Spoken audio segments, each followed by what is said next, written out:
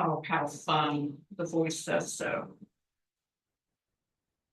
All right, folks, welcome to November 2024's Ballpark Community Council meeting. We are here in person in our little pod chairs at the Salt Lake Community College South City campus. Thank you always for hosting us and benefiting us with your hybrid room technology. We've got, let's see, we've got only 6 people here in person with a 7th on the way. We've got a little bit of a schedule change up. Some folks are going to be joining us online who were going to be here in person, et cetera, et cetera. But thank you all for being with us. Okay, get things started. Board members that we have here. We've got myself, Amy J. Hawkins. Nice to meet you. We've got Jeff Sandstrom. Hi, Jeff. Hi. We've got Janice Liu, who has scored herself a fantastic Love Your Block hat from a conflicting event that is going on this evening. And I believe, let's see. Not yet. I was going to say John Margetts is going to join us online in a bit. And I think Kevin's going to be joining us in person in a bit. Okay, let's see if I can show some slides.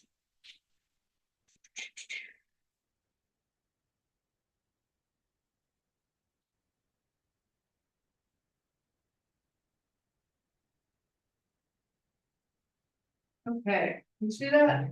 You can see that pretty well. It's not the most beautiful thing. You can see the rest of my PowerPoint, but it's okay. So I did want to remind folks, we do have a YouTube channel where we post these recordings. It's not very hard to find. I think we're the only channel named Ballpark Community Council.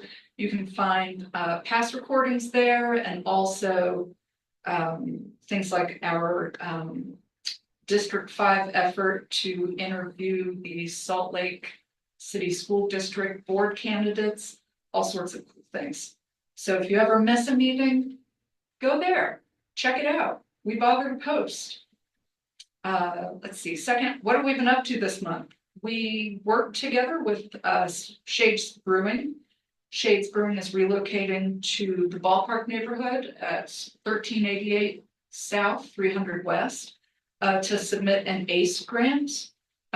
We're pretty excited about our submission. We thought it was strong. We've got some community support for it, but you know, we'll give you more details if we learn whether or not we were successful. But you know, we're excited, we're enthused. So, come again. Do you have an ETA on Shades? I believe in, you know, I think Christmas time, January. So if you follow them on social media, it's pretty, you can see all their progress. Like we poured a floor, we did that. It's just kind of cool to see. Sorry, man. Sorry to add that burden. Hey, Jim. Board member, Utah Homelessness Services Board. Yeah. What else have we been up to? We've also been volunteering at the 5th Ward Meeting House, a pile of rubble that is at about what 740-ish South 300 West. You are welcome to join us this coming Saturday for Rivalry Day. This is a pretty weird graphic that just got made by, I believe, ChatGPT or some other form of AI. But we're encouraged to show up for pancake breakfast and to wear the team colors of our choices. It's pretty cool to go into the meeting house, and it's still a pretty stable, interesting structure. And it feels pretty cool to help out and, you know, pick up bricks and shovel rubble. What else do we have going on? Let's see. We've got, so this is going to be related to one of our presenters here. We have a Utah Homelessness Campus Center Town Hall meeting 2 weeks from now. Randy Shumway, the gentleman on the left there, he's chair of the Homeless Services Board, co-chair, I believe, and he will be talking about this new campus model. So consider tonight like a little bit of a preview, just to remember, like, well, what is the Homeless Services Board? Because, you know, things have evolved kind of rapidly over time in the past few years, so it's good to understand who's making our state level decisions about homelessness policy and what do they hope to accomplish? How might that affect neighborhoods in Salt Lake City? But all are welcome to that meeting. Okay, moving on. The VOA. Hi VOA. Hi. Tell us about your new facility in the neighborhood. Same building, right? Just reimagined for a different kind of services. Absolutely. I'm gonna let Sue take it away. She is definitely the expert. Hi, Sue and Dennis Ferris are VOA experts. Yes, thanks, Amy. Hi, I'm camera. Oh, let me stop sharing. So I'm Swati Walu. I'm a VP of Program Operations for VOA. I've been with the agency for about 17 years and started actually in this building, which is on 252 West Brooklyn Avenue, 1025 South. And in that building, we've been operating detoxification services for, I stopped counting, 36 years, but that was a couple of years ago. We recently moved that program onto Redwood, 1875 Redwood, and we repurposed the building for a 16-bed residential program. We specifically for men and those who are experiencing homelessness or at imminent risk of experiencing homelessness. And we focus on mental health symptoms that they may have.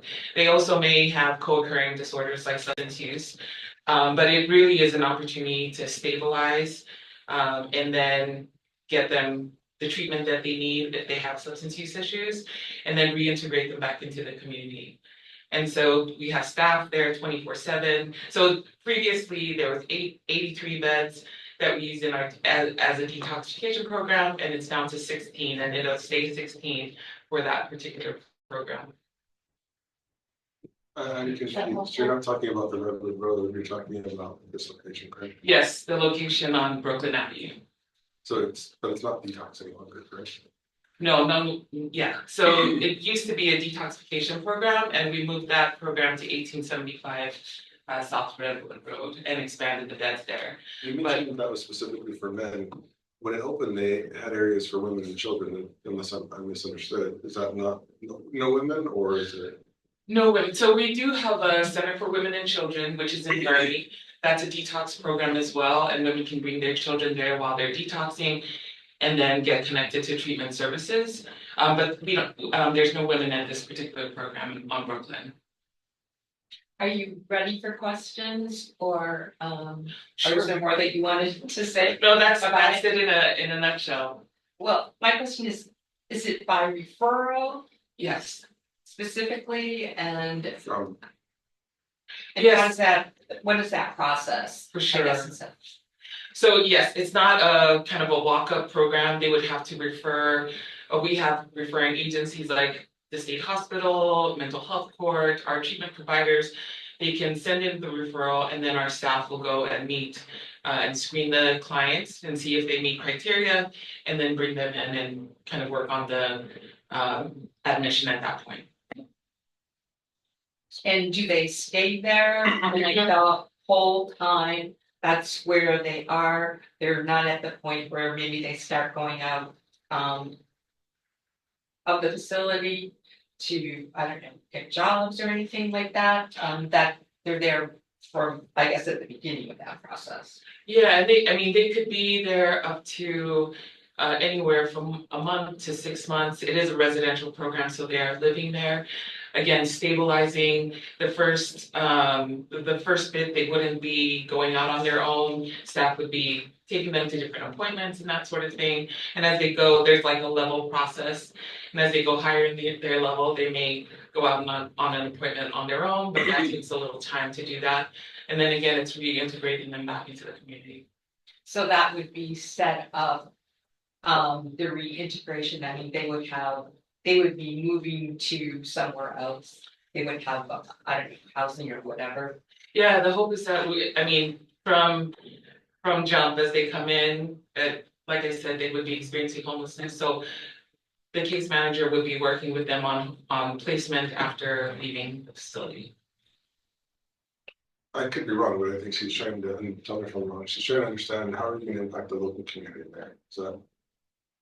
Yeah, I mean, How will your residents be impacted, what will you do to mitigate that? yeah, I'm not sure, They'll be hanging outside the building, playing in the park nearby, with just full of Sure. drugs. Like many treatment facilities, like Odyssey House, for example, their residential facility, their mental health one, I don't know what your population is yet. They're walking through the park all the time, so they're very active in the community. Is that what you envision for this program? yeah, I think for the most part, they'd be in the building and staff would be with them as if they were to take a walk to the park or that sort of thing. And so definitely a part of the community, but majority of the programming would be inside the facility or say we'll take them out to a meeting, but again, staff would be monitoring them. Very structured with a purposeful release, go to a specific appointment, that sort of thing, monitored by staff, not just free to come and go as you please. I hear that, but I've seen multiple residential facilities for different purposes, and well, yes, during the day, I mean, it's like I've seen them. And yes, during the day, they're doing their treatment, but during the evening, you don't keep them cooped up in the building, so I'm confused if that's something in such a small building would anticipate. They're all Right, they would first be, Odyssey House, Valley Core, Valley Epic, they're all sprawling all throughout the community. So That was a big part of dropping it from, it was originally 83 people in the old detox, and now it's 16. So much more space inside to be able to have some reasonable space to coexist. But What is your reintegration piece? What does that entail? so we also employ a certified specialist, and so their role really with their lived experience, they assist the client in whatever it is, like building community outside of the program so that they, one, can access those services when they leave. And so that's the hope. That's kind of the main source of that reintegration. Yeah, because I know one of the things that's been helpful with us, Mo, who's us? the other side village Yeah, I'm and the other just, side village prep school, yeah, is the VOA. We've gotten some people that we met that were homeless.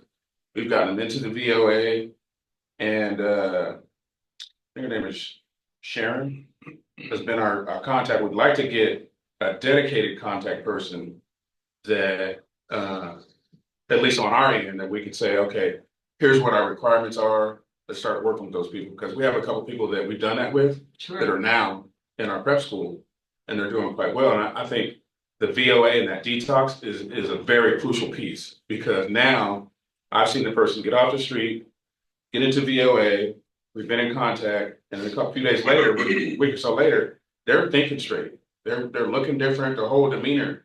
And that's our opportunity right there. It's to strike then. And I think what I don't want to see is they leave there and there's not something sturdy for them to walk into, because now we just squandered our resources and we had the opportunity to get that person into something. So at least on my end with the VO, I'd like to build a stronger partnership with the VO for those people that we have a lane that we're in. It's not for everybody, but for those people that are interested, I think it's a great opportunity. It's been a great opportunity for us, for the folks that we're recruiting for the VOA. Yeah, and I absolutely agree. We want all the gains that they're making in the program to go with them, and that they can stabilize outside of the community. So that's really our focus right when they come, to understand what their needs are, what their goals are, and work with them to get there. Yeah, and one of the things I want to see is that the work that you guys are doing, you mission accomplished, getting the person off the street, getting them cleaned up, they're now thinking straight. And I just hate to see that work, go down the drain if a person just leaves and doesn't have anything. So not only a partnership with us, but I think there's a link there that we need to build on for those people that are in there, because there's a lot of different directions that those folks are going.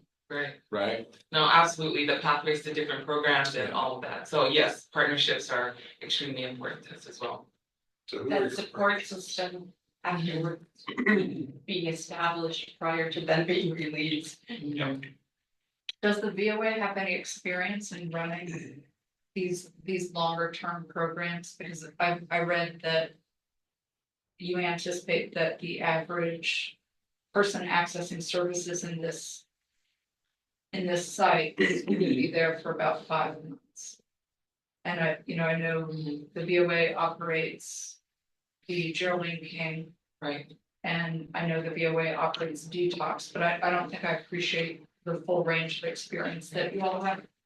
This is our first residential mental health treatment program, for sure. We do have residential programs in our agency, but this would be the first mental health. Certainly have experienced long-term residents in General King, certainly repeated residents in Detox and CWC, Center for Women and Children. But yes, the first full-on residential setup. What is your population? You mentioned though how it's steamy, is it? What's the level of? Yeah, they would have to have a serious mental illness. So is that going to feed out of your VOA centers? I'm so sorry. Is that going to feed out of your VOA centers? Because it seems like that you have more than enough to fill 16 beds just in your 4 centers, in one of your centers, to be honest.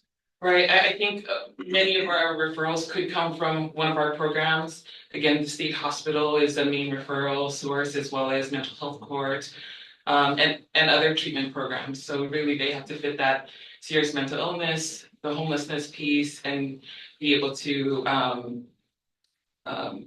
not apply for Medicaid and yeah, have Medicaid. So is Medicaid is the main funding source, only funding source? It's one of our main funding sources, yes.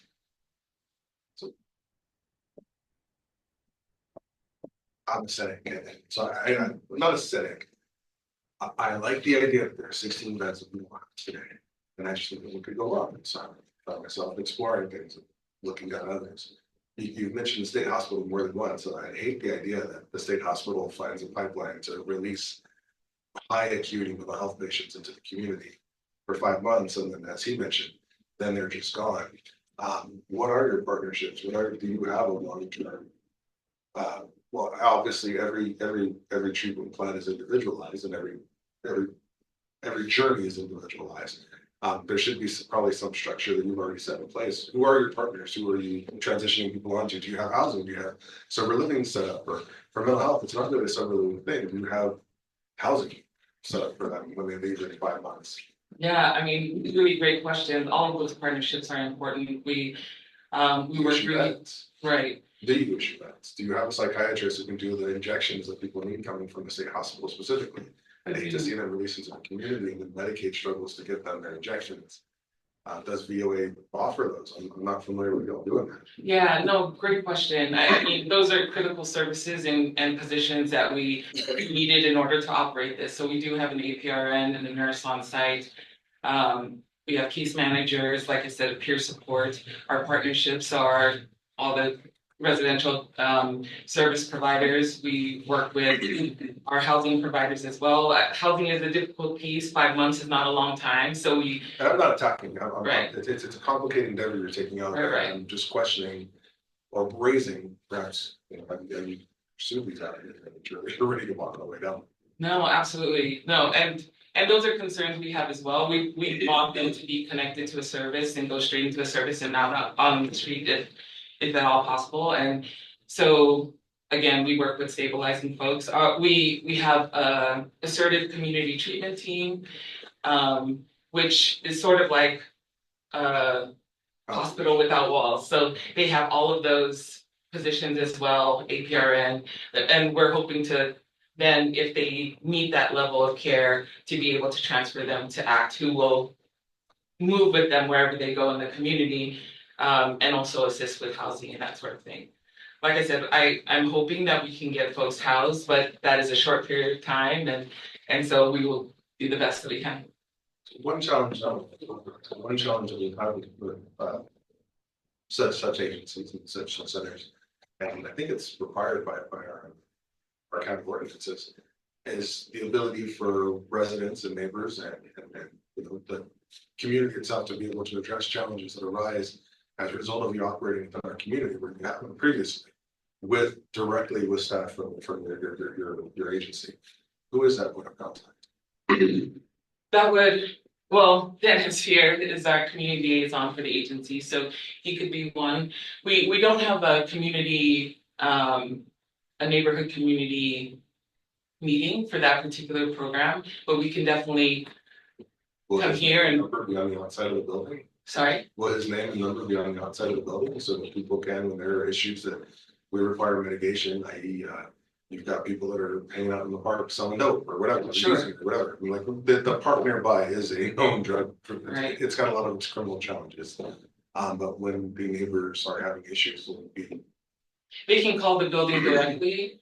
We have a program director on site, and I oversee her, so we have a 24-hour staff. You can call the building, you can call Dennis. that was very difficult when you operated as a detox. Sorry, That was very difficult when it was operated as a detox. So there will be is there, I don't know, doesn't the ordinance require a dedicated person? Maybe I'm wrong. No. Uh, Not for this application. Okay. I'll review it again, but when you want to have a dedicated person or there's a dedicated office, and this is where we can address concerns. I'm by no means stingy with my contact information. Yeah, we can certainly put it on the building even if need be, but it'll be readily accessible to you. No problem. You know how to get hold of me. That's kinda. You never show up here, Dennis. I know. Hardly ever present. Not even. The other thing, yeah, I was wondering too, like how for the youth facility, the meetings with the community, because it's a homeless shelter, would you need to? I think we're talking about something that's different. Exactly. This facility isn't a homeless resource center. It is a. But I was just going, is something like that, or kind of I It's a don't know, mental health facility. available or to get that input from the community. I'm It's just. conceivable we could create it. It is not, has never been required, expected. I'm just Any throwing it legislation out anywhere, there. But that's not to say it couldn't be done. So yeah, certainly could. I mean, Janice, it's not bad that you brought that up, considering you were sitting next to somebody who's on the Utah Homeless Services Board, and you know, if they are indeed successful with the creation of this centralized campus, you know, understanding that there would be a place for the community to go with any concerns, you know, no matter what level of service we're thinking of, right? Like, gosh, I don't know what's gonna happen if there's not that public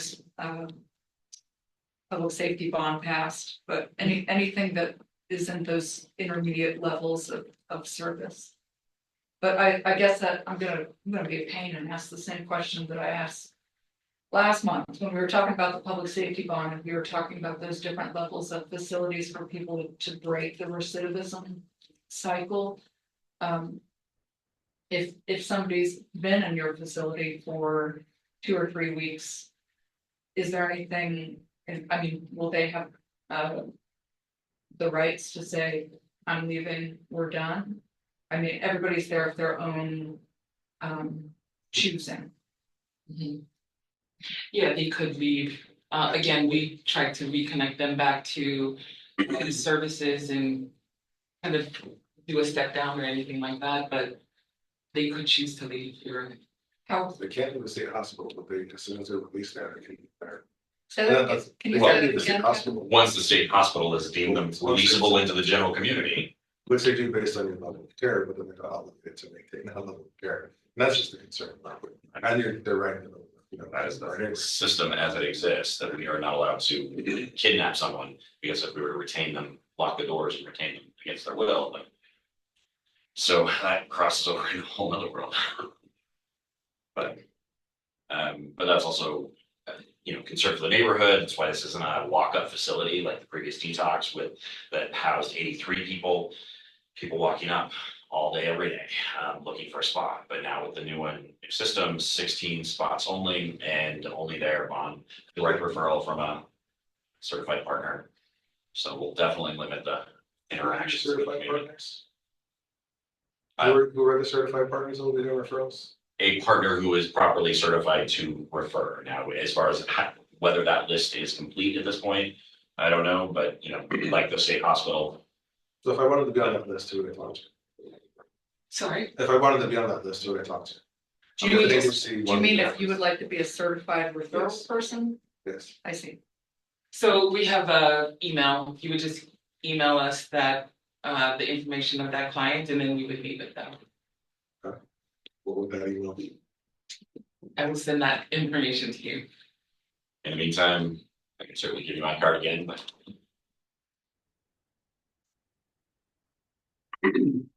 Positive resources. Second. There are a lot of partners. Sure. Residential model, that's it. Very rare. Jim, do you have any state level questions with your state level hat on? And For BOA? yeah. And I should allow you to introduce yourself, or, Jim, yeah, you used to be the mayor of Bountiful, you were the state auditor. West. Either- I've been doing some work in homelessness for a few years. I'm the speaker, decided to be on this board, and we created last session. 2 sessions, last session. What are your qualifications to be on that board, Jim? I just been hanging around the wrong places. I think you've done a couple state audits. Yeah, I worked for the legislature for many years and did a lot of work on homeless issues. A question I would have is, are you planning to track your outcomes? That is, 1 year, 2 years after they leave? Are you gonna be able to tell us where are they now? I mean, I think that's a challenge for sure, for any program, where how to track people once they leave your program. I don't know, I don't think I can answer you. Well, that's what we're striving for as a board. We would like to see where people end up.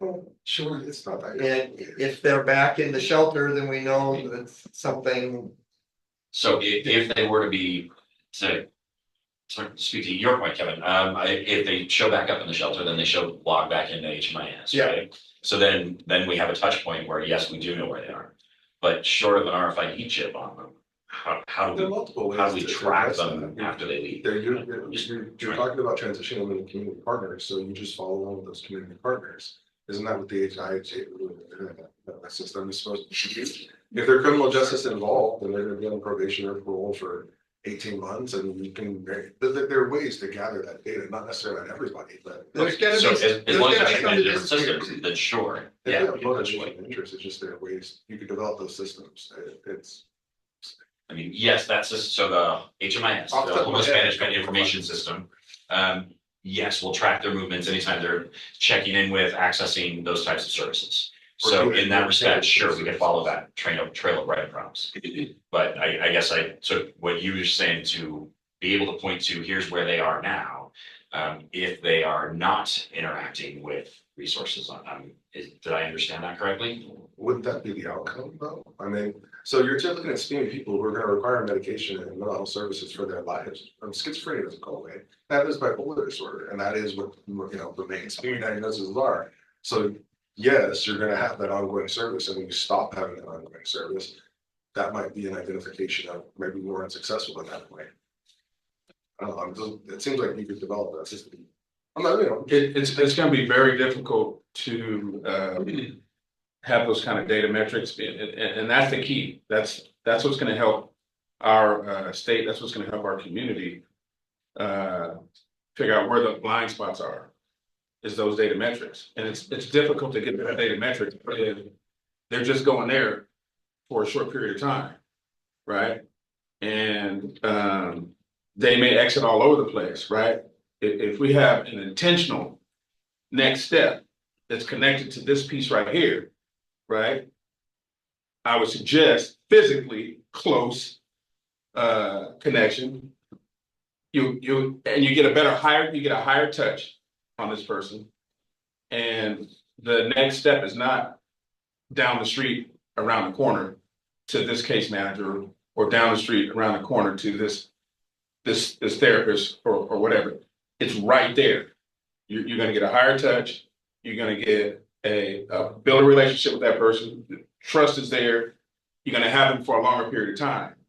Then you'll be able to extract a lot better data metrics, I think. Blueprint Solutions.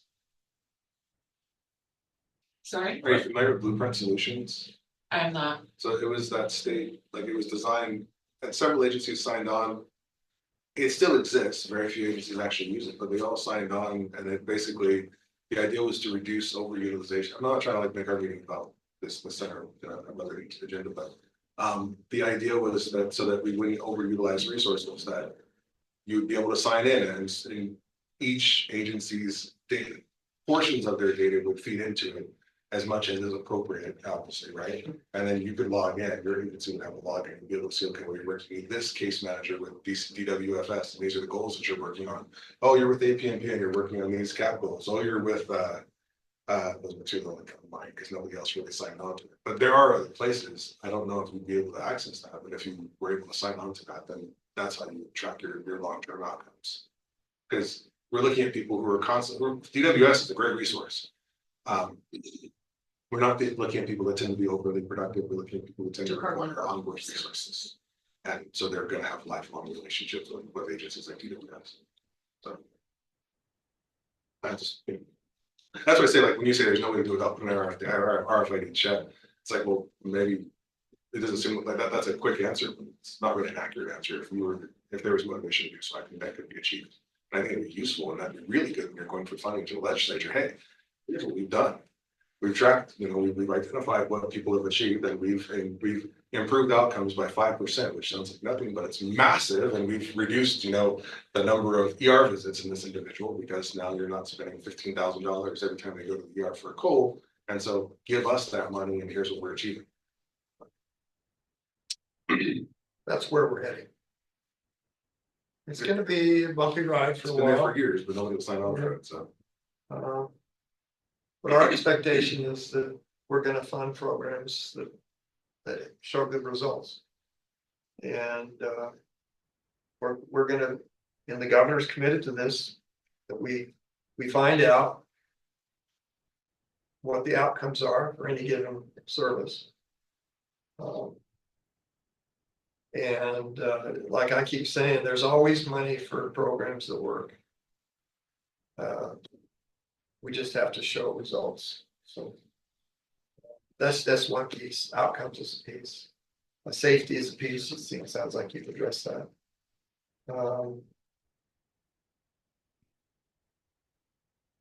I think that's a big issue. I just think that for any organization, and first of all, it's not for any one organization to figure out. It's for us collectively to figure out. But I think any organization that says, okay, here's this person that I dealt with, right? And if you're able to track that and say, hey, you know what?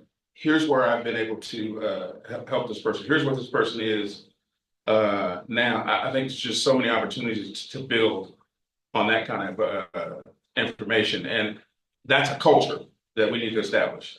Is we need data metrics. We need information that says, okay, this works right here. This one right here probably doesn't work. Let's pivot and let's go to something that works. But you have no idea unless you know exactly what your successes are. Sounds like the other side village has some pretty strong plans for tracking. They do. Okay. Well, we have a little bit of a higher touch. I mean, Oh, yeah.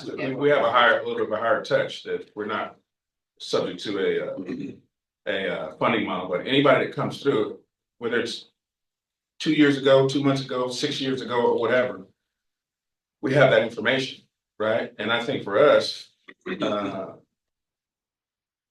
is that we have a higher touch and a longer touch with the person, right? It's what I see recruiting on the streets every day and getting referrals from case managers and homeless advocates. There's a lot of people that I come into, they've been to a lot of different places, right? And I mean, to have somebody kind of lightweight go online, fill out an application, I'm homeless. It's difficult for me to fill out applications and online stuff, right? But then you got a person that's homeless, Right. that's trying to navigate this, doesn't quite have the resources, and they're just going to a lot of different places. And there's a lot of opportunity. I use myself as an example, being homeless for 10 years, there's a lot of opportunity to get discouraged and say, I just give up, right? So can we cut down how many locations and other places that this person has to go? How many of these services and this help can we put under one roof? And y'all are making the argument that you're putting at least 5 months worth of services under one roof. If I understand correctly. And or connecting, transporting, 5 months of is where they should be, and so guide them through that process. Yeah, and I think that piece needs some more resources. That piece definitely needs more resources. You can't expect this organization to say, okay, I just got 4 or 5 months, and then you expect these big outcomes. It's not gonna happen.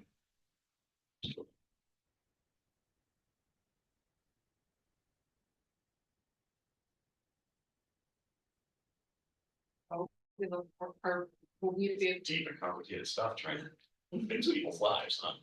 It is, nobody's implying that it's simple or. Yeah, I mean, I think you've got a lot of people in this room who've been committed to this conversation in a non-trivial way for a long time. Right? Absolutely.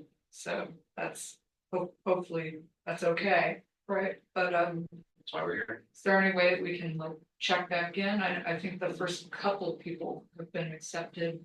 Yeah, we Is that have right? about 9 in-house now. You've got 9 in house, Mhm. okay. Well, Every month, you I've noticed that. don't have to hold them, been half your homes. Yeah, anytime. Gonna be delighted when I walk downstairs tomorrow, Dennis, and find you on the couch and be like, oh, there you are, just like you said. Have a cup of coffee, I guess. All right. Well, thank you for coming in and talking about your model. Travis. Yeah. Jim, would you like to transition into, I feel like we've already kind of touched on.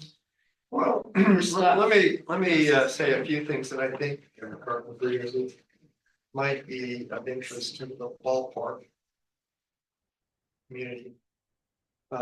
First off, I think it's great that you have VOA here, that you have the road home and other providers in this community.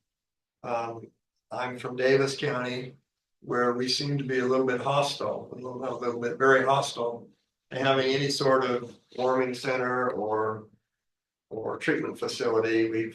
I've been to some meetings and the neighbors just come back and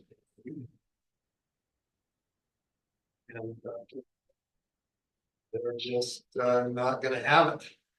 I think they have the impression that this population is a risk to their neighborhood. And I think a few years ago in Salt Lake, that was true. I have witnessed it myself in some of the facilities in Salt Lake where the drug use and the needles and all that were a problem in the neighborhood. Those locations where I have seen those problems no longer have those problems. And so I am less concerned about that issue today. And I can point to some places where facilities had a lot of drug use, and I saw the needles on the street and in the bushes. And today that's not the case. It really depends on how well you manage the facility. And so I don't know how we get that message to people in Davis County or other places. But we do have an obligation to help this population.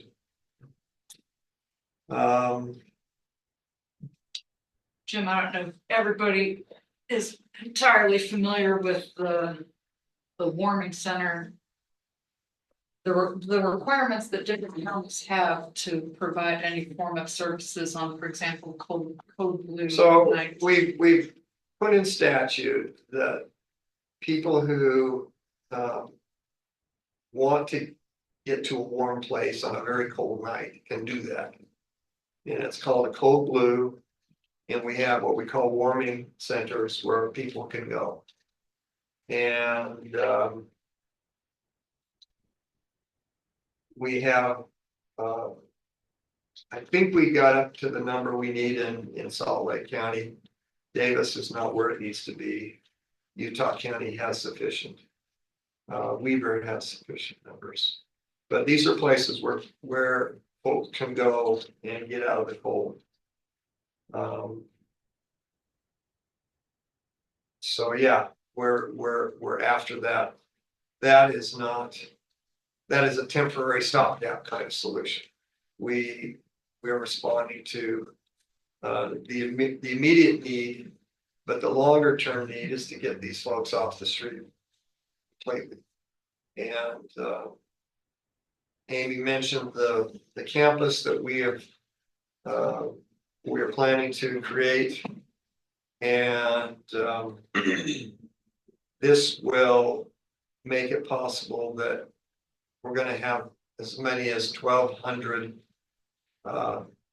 let's call them beds, at different levels of, there'll be a low barrier shelter, and then progressively different kinds of facilities there to treat different conditions and for different populations, with a goal to eventually have them exit into some kind of long-term housing situation, or to a place where they can get the treatment that they cannot yet at this campus. But we're hoping that we can provide quite a bit of treatment on this campus.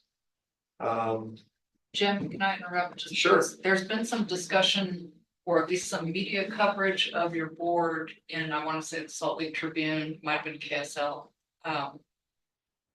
where I don't know if it was a direct quote or if it was a paraphrase, but there was the idea that the Utah Homeless Services Board has said that the scattered site model was a failure.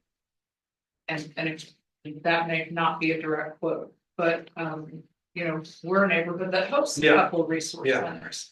Can you talk a little bit about, or say when we might find out what the Utah Homeless Services Board's vision is going to be for these local, smaller resource centers that already exist in neighborhoods? So, they're not that old, they're about 5 years old. We don't believe that any discussion of the physical location, the physical facility is nearly as important as how well the facility is managed.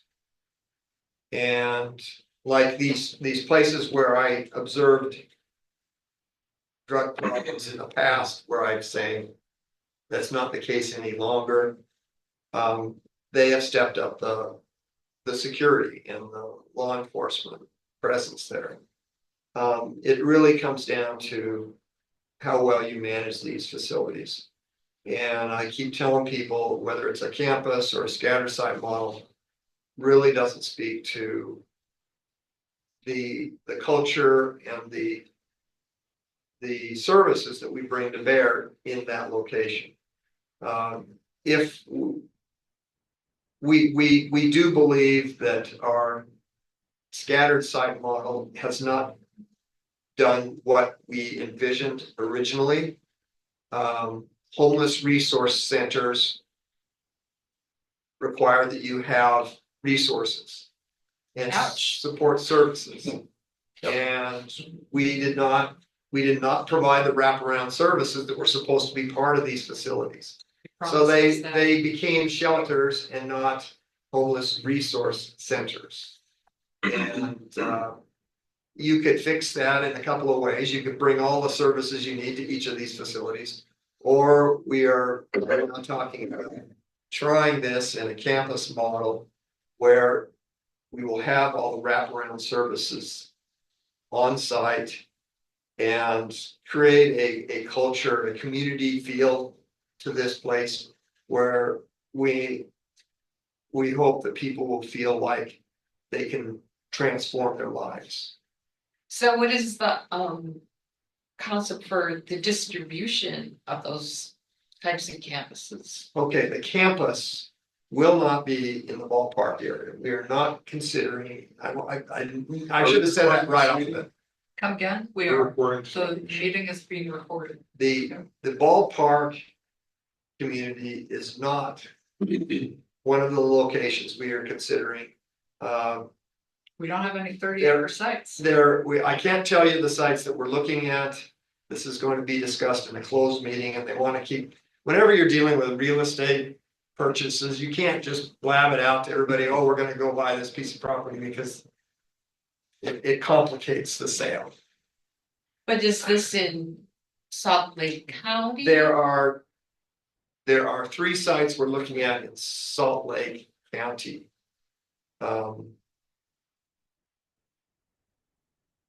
Actively looking at, there's more than that are on the list. But the list that was put into the Tribune was that, it's an old list. And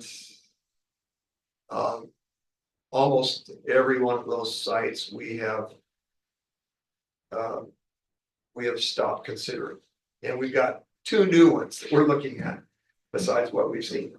We will have 3 presented to us at our I think it's our December meeting. Yeah.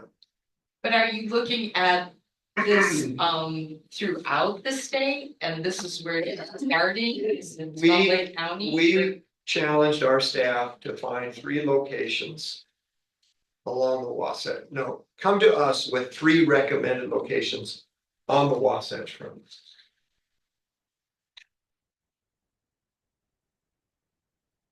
There's Wasatch Front, we're talking Davis. Ogden, Peters, Salt Lake, Ogden to Provo. And Utah County. Well, I guess it's Spanish Fork. Yeah. You know. Okay. But my guess is it will probably be in Salt Lake County. This is where most of the affiliates are, and if we were to put it in American Fork, it would be hard to get to VOA and you know, the Catholic Community Services, all those things that support our network. But yeah, I think it'd probably be in Salt Lake County. But what's gonna happen to the homeless resource centers? We haven't really talked about that much. There has been some discussion that maybe we will repurpose those to more focused needs. Families, maybe a mental health facility. A receiving center, those kinds of ancillary services would be provided at a repurposed homeless resource center. Or they could stay as homeless resource centers. If we have the population continues to grow, we may not be able to get all the capacity we need at a campus. I guess I would say, is there data out there that is saying these aren't working? The current facilities? No, we do not have the data that has been required by statute. In December, we are going to have a new dashboard put out. There's a new language that we included in statute at our last legislative session that requires a series of reporting requirements be done and put on a dashboard. And that's going to come out in December. Our goal is to be able to tell the public how well we're doing. Whether we have this concept, and it's in statute now, functional zero. That means we get to the point where the flow of new people homeless coming into the system equals the flow out. And that the time in the system, we're going to measure that too, is how long we're taking to get people out to a better place. And so we're not constantly building up a population needing services, but that we actually transform lives. and get them to a better place and have them be able to exit our homeless services system. That's such a good point that you bring up. Is there data that says it's not working? And we don't have that. That's a problem. At one point you had Right. measured flow through, right? And that's Uh, the piece of data. The word that Yeah, tell me the right. Niederhauser likes to use, our homeless services coordinator, is throughput. In a report I wrote for the legislature, I used the word flow. That we measure flow, he uses throughput. The idea is, we want to know, and with this, we put it in statute, how many new people we got coming into the system by subpopulation? How long have they been in the system? How many are? How long have they been there and how many have exited to a successful outcome? Then how many have returned to the system? So the input is new people and returning people. And outflow is successful exits and non-successful exits. And like Dennis says, there's gonna be this population that, well, we just don't know. It's good, this is hard. And we just But is that something that you've been collecting data on at this Yes, point? yes, we have tons of data. Okay. So most point, I would say, no, there is no data that says it doesn't, that the HRCs are not working. What we know is that exactly what Jim's saying, that the influx of people experiencing homelessness for the first time has increased dramatically over the last few years. That we've got more people coming into the system than we are able to push through and out the other side because of our lack of housing. I mean, we know that there's a housing shortage. The governor's got how many initiatives regarding new single family starter homes, anything to get more housing statewide because. That's not just it, sorry. We need dense owner occupied homes. We absolutely need all the options. So other side village and or the Yeah. HRCs and the campus, I mean, we need everything because right now there's just not enough homes. So we've got more people flowing in than are flowing out. So I yeah, guess, that's you what, know, I'm just making sure, you are at least collecting the data. yes, we do have data, but none of that data shows that it doesn't work. Right. It's just that there's far too many people entering the system. Well, and the mandate from the legislature is pretty clear that this is gonna be a data-driven process. And funding, ongoing funding for homeless services is gonna be dependent on. Can we show how the funds have been used and whether we're getting the outcomes that we said we would want to accomplish. And we're talking about not just at the provider level, but at the individual level, gathering data. We have a pilot program that we have going in Ogden right now. We call it the Know by Name pilot. And we're developing metrics that are by individual. So we know that when you enter the system, you know, what are the 6 different obstacles you have to, you know, independence. I don't like independence because that's I don't know, that doesn't quite, but to be healthy, to thrive. And so we have, I think there's 8 of them actually, and we measure by individual where you are and over time how you've progressed towards what we call thriving. So individual level, system-wide level, provider level, we're gonna have the data we need to really know how this is working. But And it's just in this one particular pilot program. yes, yeah, we're demonstrating the concept in a pilot before we roll it out statewide. Other questions? Yes. I'm just going statewide, you talked about these warming centers. So that's kind of, you know, like distribution too, is each city or whatever supposed to provide so many, is there requirement? The statute requires every county to come up with a plan to address the winter needs to a code blue condition. Now, if a county comes up with a plan for a long-term permanent shelter, then we don't need the warming center because they got the shelter that they can go to, and that's year round. Davis County does not have a shelter, so they have to come up with a warming center. And they came up with a plan, and it was to put people on a bus because nobody wanted to have a shelter in their town. And so they came up with this idea that they have a warming bus that would just go park someplace at night. The state rejected that concept and said, you have to have a physical facility. The county came back and said, well, we've got one now. And by the way, I think we've already had our first code blue. We have, So, and we are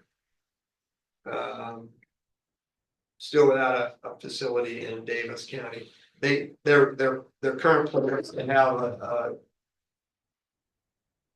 a church building in Fruit Heights and 3 other buildings in the county were back up to that facility. The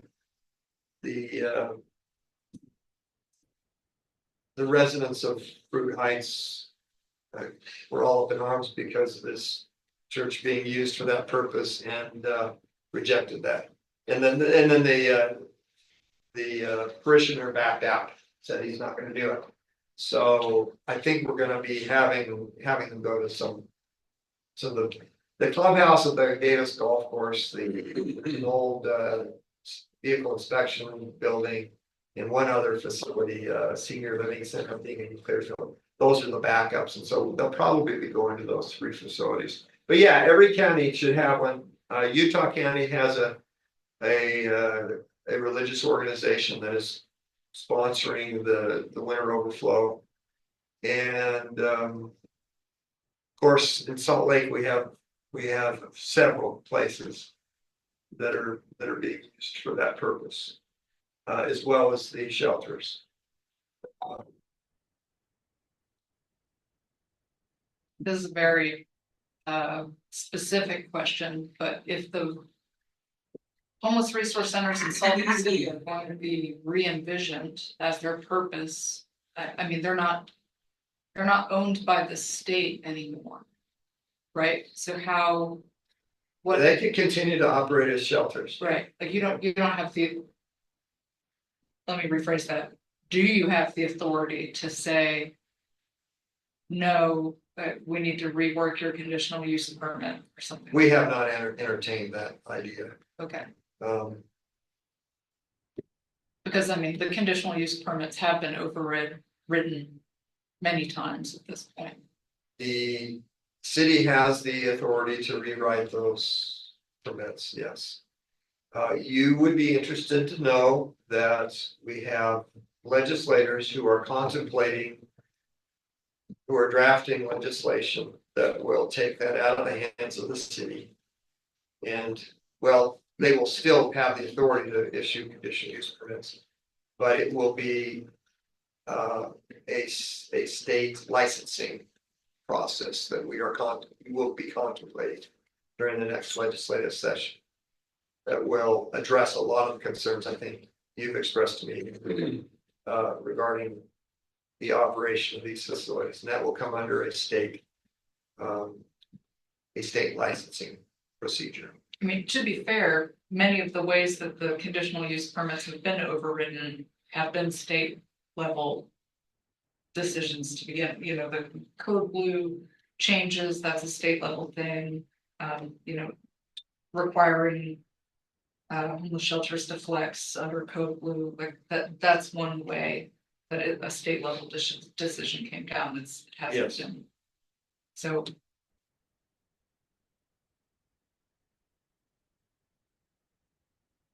Yes, Yep. you're right. Okay. Back to measurement, just a comment, I guess. One challenge I've had with the homeless resource centers is inability of those at risk to receive some service to prevent them and to prevent them from reside within the shelter in the first place. And if we're gonna measure, what we measure is what people do. My job, I have to see people in different contexts, certain number of times every single month. I see them in those contexts that certain number of times every single month. if you measure how many people are preventing from having flow throughput or whatever from getting into the system in the first place, that's a success that you should get. And those are easy successes. Can I connect someone with a case manager who can give me an hour? So I'm thinking one person in particular, and I've had several, but this is just a great example, who just needed to know what programs existed. And if she had had an hour with a case manager, she could have done that. They required her to enter into the 18-year-old girl, enter into the homeless shelter system and sleep there and live there in order to do that. She'd rather sleep on someone's couch until eventually. Well, yeah, and she shouldn't be in the shelter, adults, if she's 18. Well, I guess if she's 18. She was at the homeless youth resource center. Same The concept. youth center, yeah. But again, accessing that we go when I see someone about to become homeless, I go to the resource center for homeless people. That's where I would imagine that they could find those resources, but they can't. Yeah, I think one thing we were looking at is, you know, we put it under this category we call prevention. Yeah, that sounds like a fair label. But it what is- Kevin's talking about. It's something that we're starting to talk seriously about in Davis County because you're You so. can't get them out once they're in. Yeah, You we're- keep them out in the first place. You don't- So why not try to identify these folks just as they're becoming homeless, or I just lost my apartment. Housing insecure is. an appropriate And term. get them stabilized so that they don't have to have that interruption in their life. If it's just a matter of a month's rent or, I don't know, just simple things we can address rather than having them on the street and then impacting us in the homeless services system. Why can't we just address their needs right up front? And so that would be a separate effort, and it would have to have its own metrics too. I reiterate the term housing insecure because that is a term that is relevant. If I've been kicked out of my home, but I haven't burned away all my friends yet, and I can sleep from couch to couch to couch. Once I get in your shelter, that's a traumatic experience, especially for an 18-year-old girl. I'm gonna have some difficulties, and I'm probably not gonna come back out of there for a year or two. But you're considering her not homeless when she doesn't have a home that's hers. And that's one example. I've got several. Yeah, it's a definitional issue. And I recognize that there's. Treatment facilities, sober living facilities, those are all temporary situations that you can't stay in. And so you have a hard date. I'll be homeless on this date. It'd be great if they could come in and talk to a case manager and start getting on some And lists. can't they? But it's not my understanding. I've driven out there with people specifically to see if that could be arranged. And now you can't do an intake until you're ready to sleep there for the night. So, all right, so now I do an intake and now it's a month before I can have a meeting, but now I have to spend that month sleeping in sort of along the streets in the cold. That just doesn't make any sense. But I mean, you don't need me. You don't need my body there. It doesn't benefit you. You need that space for someone else. It'd be much more effective. Yeah. If you're, I agree. so unless we're measuring that, we're missing that. And so we're helping people when it's too late. Well, ideally, they would go down to, say, in Salt Lake County, you'd go down to the Regan Center, sit down with a case worker there. And get entered into HEMIS. And start to get the service directed to the services you need. And avoid getting on the street. Maybe you're sleeping on someone's couch. And you would get in and be directed to some. I can tell you, for me personally, unless you just told me now they have case managers I can meet with, that is the very last place I would go after I've been in the HRC for quite some time. It's much more dangerous, much less just visual appeal. I feel far less safe going to the Wiegand Center than I do going to even the 1000 West Men's Center, much less the Gail Miller Center. Yeah. I don't imagine that I would go in there and receive any service that would help prevent me from homelessness. I've got to walk by guys, literally I've been there, who are sitting in trash cans by guys who have knives, brandishing knives openly as they're crossing the streets. Like I've literally observed that. I've been down there many times. Yeah. Just saying. I think it's getting better down there. I went out with Derek Diamond, who's the commander, is what they call themselves now, over homelessness for the Salt Lake City Police Department, and things on Rio Grande and around the Wiegand Center were much improved. But I'm just talking about how we conceive the concept. Does it work the way it should? No. Well, you said maybe that's not publicized because I wouldn't think that would be a first place. I really wouldn't, and I do a lot of work with this Yeah. population myself, and I've been in both places. Maybe that could be publicized more, or maybe Yes. on your HRCs. They could refer people to the Wiegand Center. Hey, the Wiegand Center will Yeah. help keep you out of this. Well, the whole concept is we have this no wrong door entry point where Every door is the wrong. anybody you contact in the system. The intake should get you to the right place if it's not the place where the intake, you know, at the, Has that been At the shelter. communicated to staff? Because my knuckles are bleeding from knocking on doors. oh, yeah. All right, And you don't have to like it, it's still a fact, and this is Yeah. actual experience. Well, if it's not working, that's not working. That's the idea. I'm gonna connect you two offline and say again that I know we're not gonna be able to solve homelessness in this room tonight, but there has been very useful information exchanged here. We do want to hear what the concerns are of the ballpark neighborhood. And that's why I'm here. It's like, I want to be sensitive to how That's why I'm saying it. how folks here are. Feeling about how they're impacted. I'm Are sorry. there some online questions that we have? Yeah, that's what I was gonna say. Are there some questions out there? Rachel.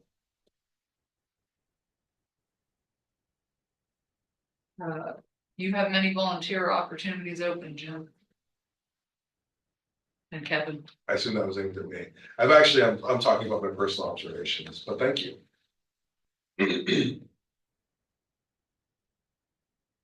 Other questions? That was John Sherrill, see. If there's Okay. anything about- You would be interested, I have another tidbit here. I think, the Palmer Court is it in the ballpark? Yeah, neighborhood? Brick Bakery across the street, brand new. They are, Been there, done. Palmer Court is going to be rebuilt. What? Here we go. It's Let's talk going, about that. it's coming before the Homeless Services Board at our next meeting. And they are requesting some funds from us. By no means the majority of the funds, just a small portion from the State Homeless Services Board. But they're going to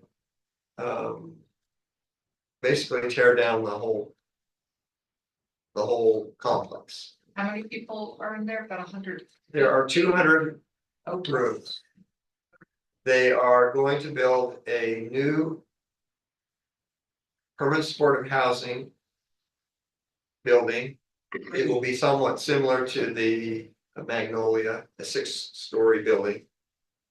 It'll be on State Street. And then for single demand. It'll be on Well, the same, sing- it'll be on the same. on that site. property, Okay. but facing State Street, then it goes all the way through the block to Main. The old. It was a Holiday Inn, that whole structure is coming down. And it will be replaced by 400 units. For families. So So 800 units total. possibly, Wow. I would say no more than 600. Still. They have not designed the replacement, but it will be a Magnolia type. Does everybody know what the Magnolia is? It's on Second, 30s. 30s. in Salt Lake, downtown. It'll be a 6-story building with 200 small apartments and 1 bedroom, bath, kitchen, 275 square feet per unit. And 200 of those units facing State Street. And Jeff, then or that's pretty close proximity to Porsche, isn't it? Yeah, and then 400 in there someplace of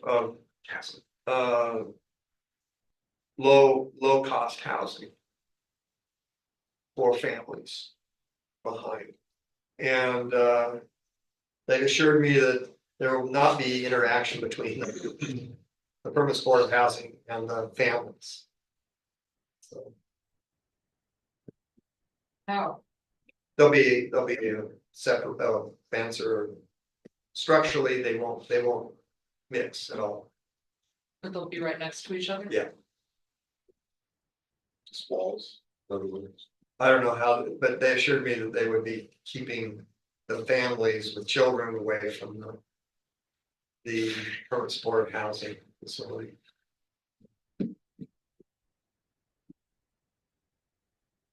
You know, measure those outcomes?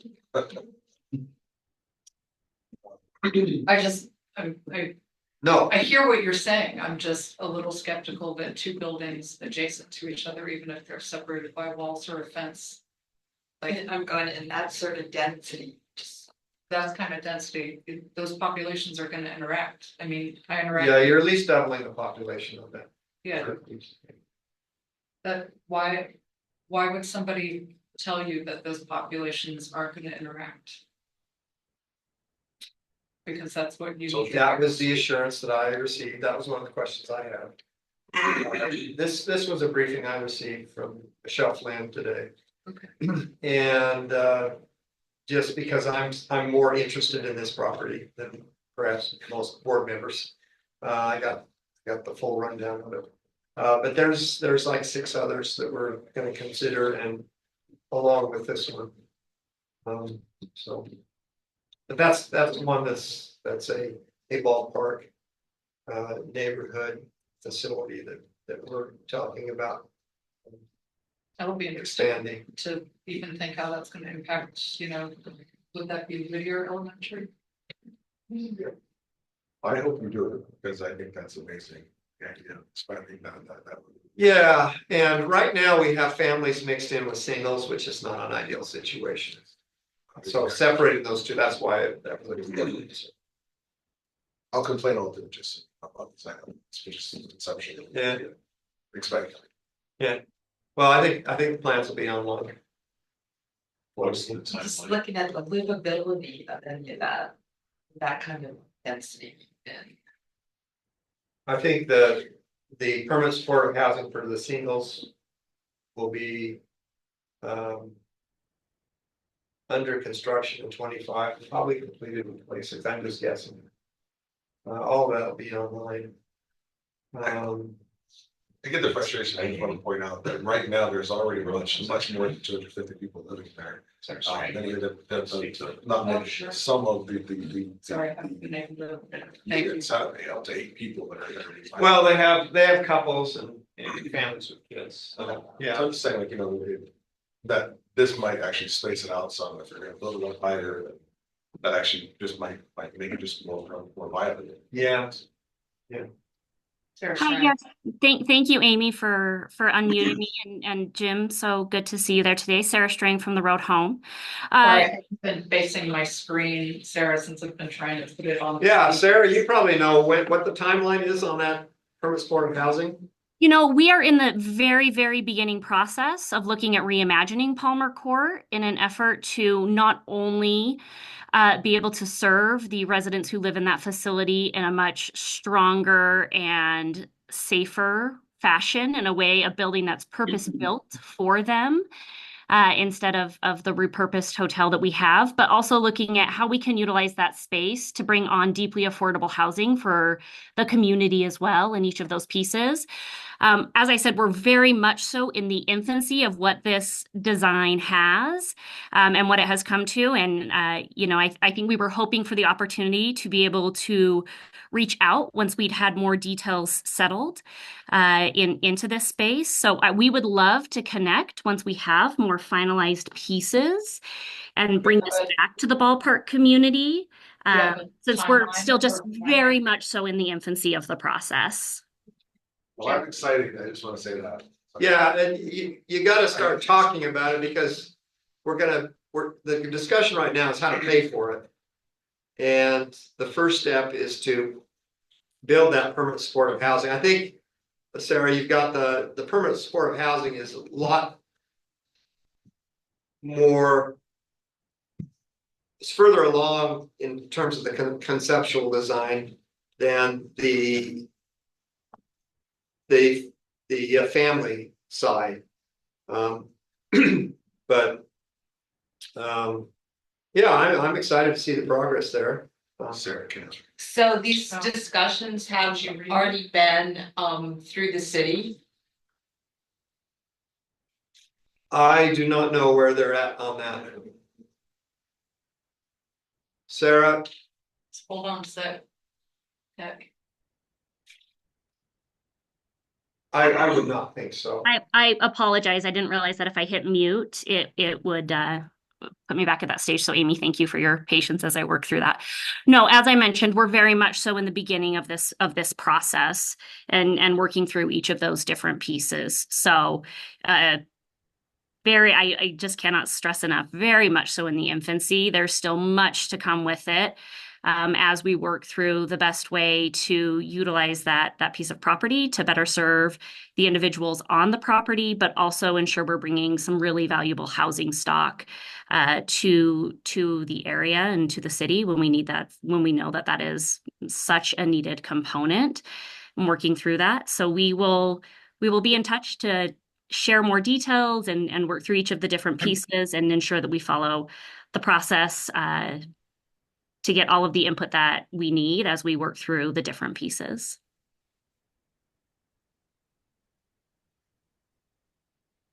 And Sarah, I just brought it up because it's on our agenda next week, so. Hmm. I hope I'm not it is. too premature in talking about it, but it seems like a very good improvement in that facility.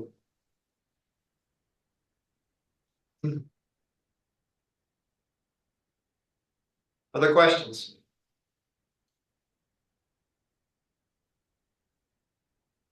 That's Utah Homelessness Service. Always add, does the Utah Homeless Services Board also oversee permanent supportive housing? Or do you just view that that's an important exit point for a certain subpopulation? We're starting to have a different conversation about permanent supportive housing. Who's we in that The sense? board. Okay, We have a guiding principles document that says that we are not in the business of providing housing, permanent housing for people. We view is we the state? the state Office of Homeless Services, the State Board of Homeless Services. We are looking at all facilities that come under our purview as being a transition to something better. And ultimately, when you exit our homeless services system, you will be in permanent housing of your own choosing. Now, that doesn't mean that we won't have some folks who just cannot live on their own. And we've all seen them on the street. They don't have the mental capacity to be on their own.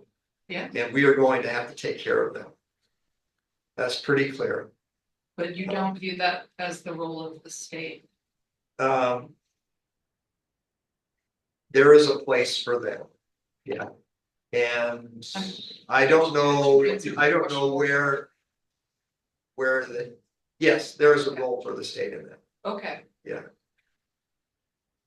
But our continuum of care will include that, yes. okay, I just feel like I heard two different things. Yeah. Really short Yeah. proximity to each Yeah. other. That the state doesn't want to be involved in permanent supportive housing, that they don't view it as their role. But we admit and fully understand and have empathy for some people are not going to be able to live on their own. Our and the metric- state has a role. Our metric for most of these permanent supportive housing facilities is are people making progress towards thriving and living independently? And we're hoping to transition facilities to a lot of housing, a lot more housing that is a transition to something else. So you'll have a housing facility for a first step house, has a lot of drug treatment programs, mental health programs that provide a residential component. It's helping people combat those challenges and hopefully move on to something else. We're trying to get away from the notion of permanency. I mean, correct me if I'm wrong, but you said there's certainly a group of people that may never reach that next step, right? Yeah. Isn't that the very definition of permanent supportive housing? Thank you for But reading. no, he's not Yeah. on camera, Thank you he's for pointing reading. in agreement. Yes, I'm pointing Yeah. agreement and being Going grateful. through my mind too. Yeah, thank you for Alternative clarifying what I was wording. trying to Yeah, express. we were giving up. I've got one more big question that you can't, or maybe you have actually, maybe you have a very well informed answer. With transitioning to a new administration and new housing and urban development folks, do you think that's going to impact? Do you think there are going to be changes in federal policy? Moving from a Democratic to a Republican administration and Congress being from one party, we're ready to see where they want to go. And yeah, they will probably want to do something different. I hear we're not the only state who has issues with homelessness. Under Trump, there was a different posture towards homelessness. It was different than Obama's administration, and then the Bidens went back to something else. And we expect the feds to do different things like they always do. We're gonna try to pursue a Utah strategy in addressing homelessness. It includes this campus. It includes the emphasis on helping people transform their lives to the greatest extent they can. We are basing this campus model on things that have worked in other states. Places that we have visited and firsthand seen more of a transformative experience than we were able to provide in the homeless resource center concept that we created but didn't fund the support services adequately. And so now we're trying to get after that. So stay tuned and We'll see stay tuned. how that works. Snip that, that's fine. Quote for commercial. Stay tuned for the next episode in Utah homelessness policy. I'm just going to say, start messing with Social Security. There's gonna be a lot more of us. Yeah. That's a biggie. All right. Well, thank you for coming and answering our somewhat aggressive questions.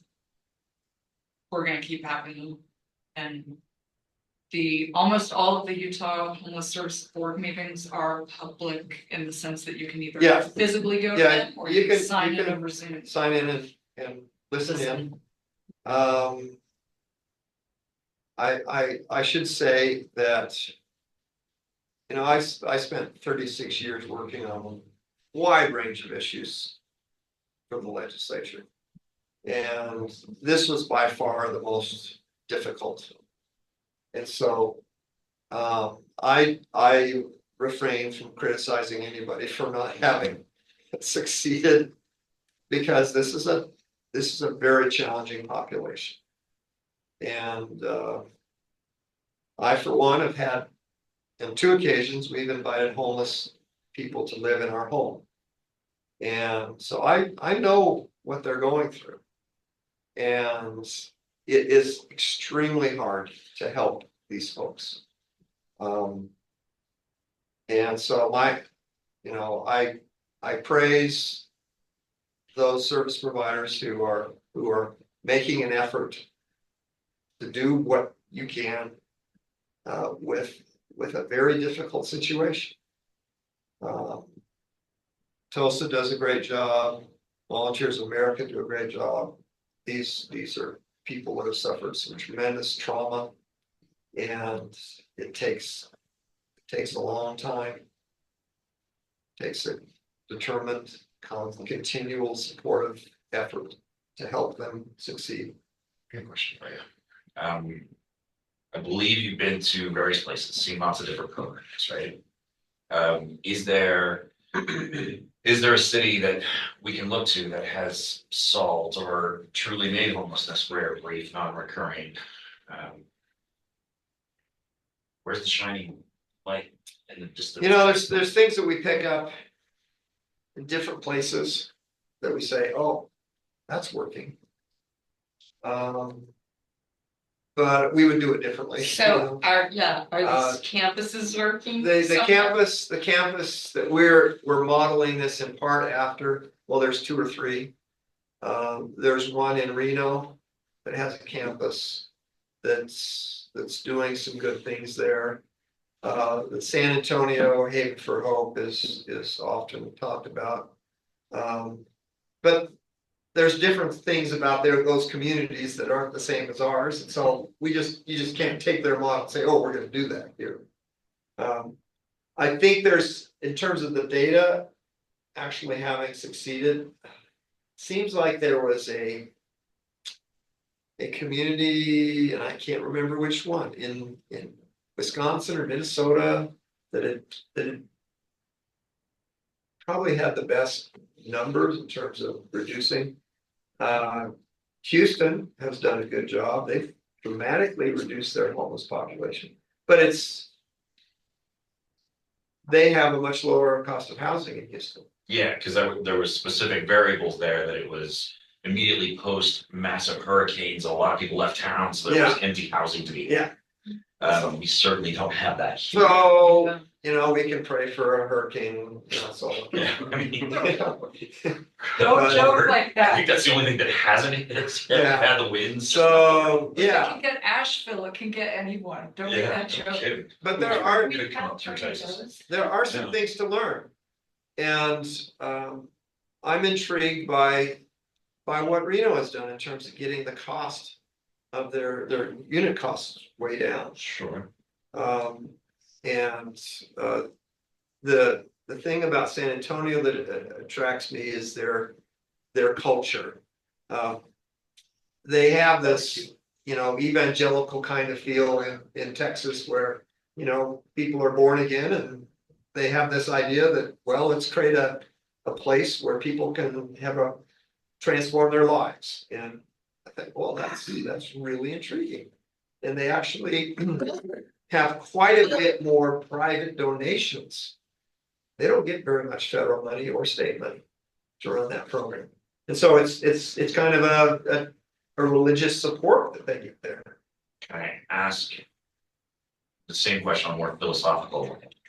If there are, we know there are multiple programs around the country that's a really cool model, that's a really cool, doing some cool things, that sort of thing. But no one community has solved or created functional zero for the entire homelessness population, correct? I don't want to say that. I think there have been some that have got to functional. In that case, I will ask you for specifics to Yeah, follow up with that I- information. Uh, Because if so, then I feel like, or if there are so many super cool programs, what do we have to? What But they're would it not- take? They're not communities that are as large as Salt Lake City or Salt Lake County. Okay. There are some smaller communities, I think, that have pulled it off. All right, so what's That's a good it question. going to take? What are next steps for Salt Lake County, for Utah, to be able to commit to maybe not one program, but a multitude of programs that create a full system that actually takes care of all Yeah. the needs rather than just Yeah. some here and some there, Well, there's a couple of pieces that we're lacking. We've got to build out our support services network. We created this dispersed model, but we didn't provide the supportive services that were supposed to go with those facilities. We hope to do that with the campus. The problem there is that we have not quite figured out how to pay for it.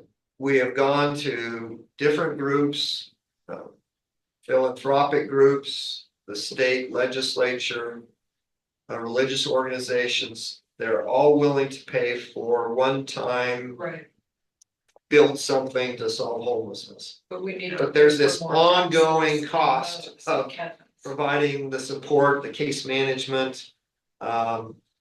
And Tulsa's been able to do that in part with donuts in moving and enterprises, which is great. But we've got to figure out how to pay for some of this. Of course, Tulsa doesn't handle severely mentally ill people. We've got to Yeah, have, we have schizophrenic, bipolar, we have those folks, absolutely. no, How many people, to dig into on the data side, how many people are passing through? What's your throughput? How many people are successfully exiting your program? You know, Yeah, we have the numbers on that, for the academy or for the village. The village is a little early on right now. So yeah, we have the numbers. I can get those to you. Absolutely. I'm curious. Yeah, I and looked the at numbers it. are I looked at, drug-free, crime-free, and employed. I looked at it a couple years ago and went 2 years back. There was like 200 graduates. About half the people who come in the front door don't follow through, and they're gone within a few months. But of those that complete the program, about 85. For those that go through the first 2.5 years, and they commit to 2.5 years, it's between 70-80%.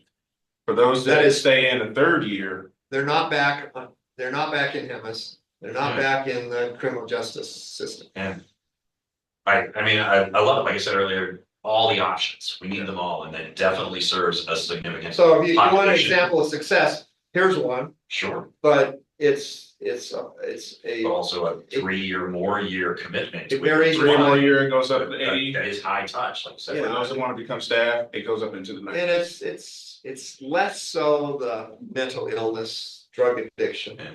They. The village is for More the, the mental health. yeah, but more the The justice, hardened the justice. drug addict criminal is the academy. But one of the things that the academy and the village focuses on is behavior.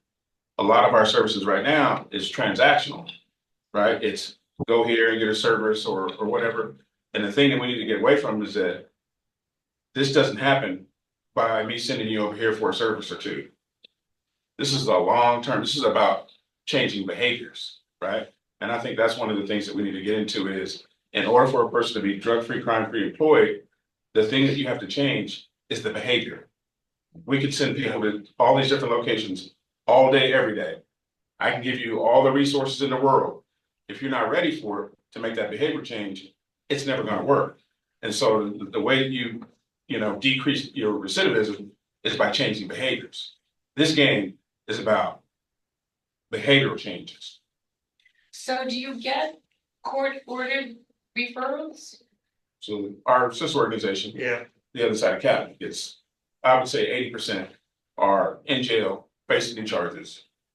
And then we have people that walk in off the street. as let's well. see, you gotta Because look I at, mean, like, that's where our bond came in to create, I think, more services. yeah, and. You know, more the mental health. Dennis asked If I'm about, going through those services, I'm just going through those services. I haven't made any behavior changes. Like I can go to any program, 30, 60, 90 days and graduate from all 6 or 7 of them. But if I haven't made any behavior changes, nothing changes. I'm gonna go out and do the exact same thing, right? And so that's why we got a lot of people that have been through all these services. And what I see on the streets when we're recruiting is people who have been through all those programs, and at the end of it, they fail and they relapse. And when I talk to them, they say, why would I put myself through another one of those programs when I know what the outcome is gonna be? So it's not like they're shelter resistant or anything like that. They're just resistant to something that hasn't worked for them. And Dennis, would you get those type of referrals, I mean, through courts? This, No, no. we are not generally a go here or go to jail type of option. No. Okay. For the HRCs, right? It's not a, no, no, it's not how we, right? And when we talk about success, it's very important to talk about subdivisions. Because I can point to you places where they have no homelessness among the veterans, because they focused on that population and they're doing a bang up job with veterans. Tulsa is really good with this justice involved population.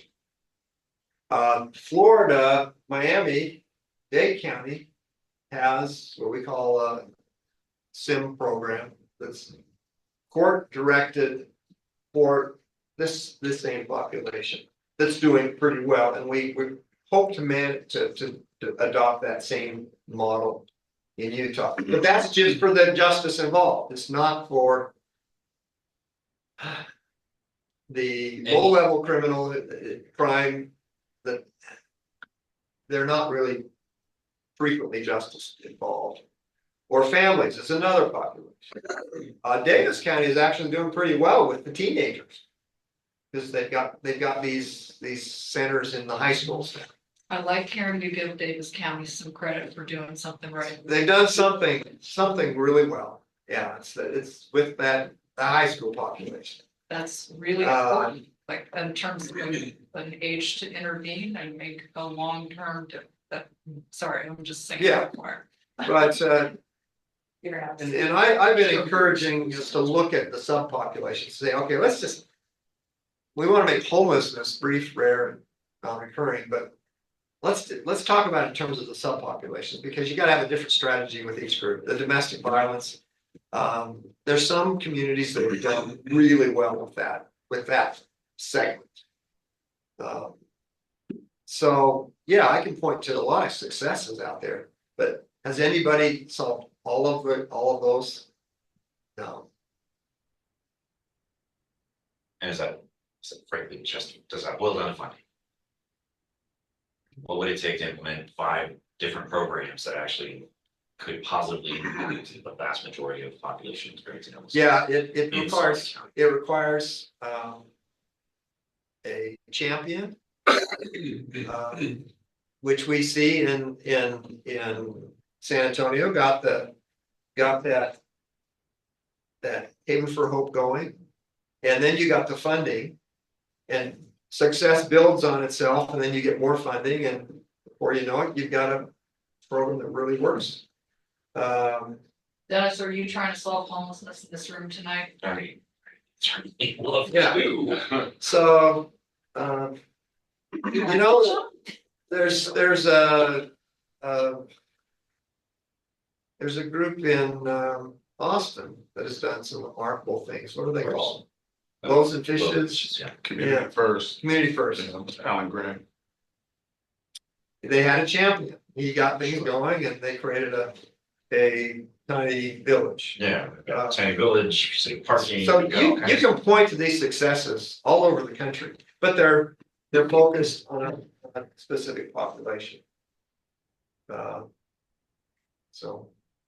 that's what we're trying to do. It's just pick each group off and let's see what we can do.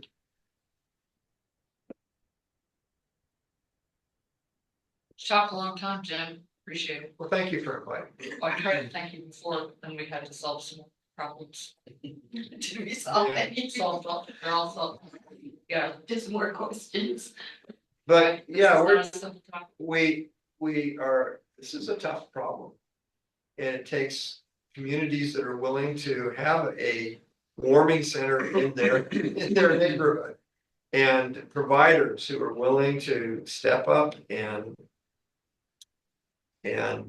take on, a facility and make it work.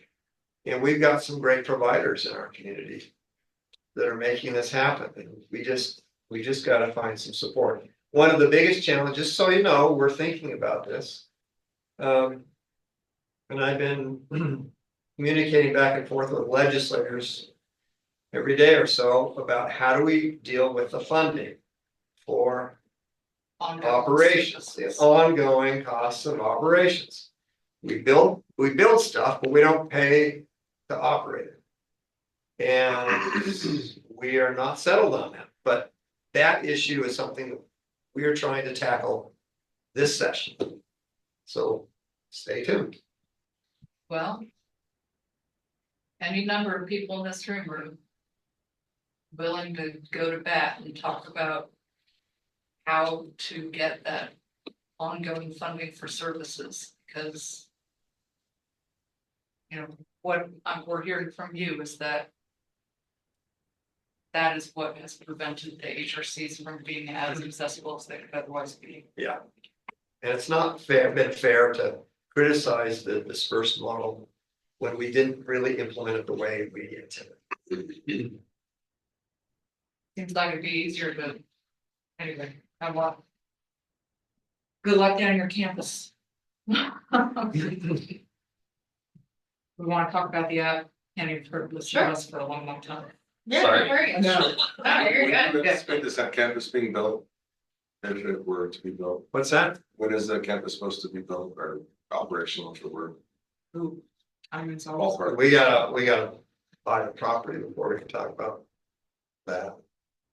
So is it 2026 project? We would like to get, this is the idea, is that we get the property acquired this year. We have the money for it. We'll get the property acquired, we'll do enough site improvement to install some low cost, low barrier shelters. Not the brick and mortar that we're operating on now, but more, we have Sprung shelter. sprung shelter, if you wanna look that up on the web, it's being used all over the country. They're coming stages then. They're low cost buildings that can be put up. We hope to have those up and running by next winter, not 2020, by November 2025. And then progressively build the, you know, we're talking about mini shelters, kind of like what we have over on 7th West under the viaducts over there now.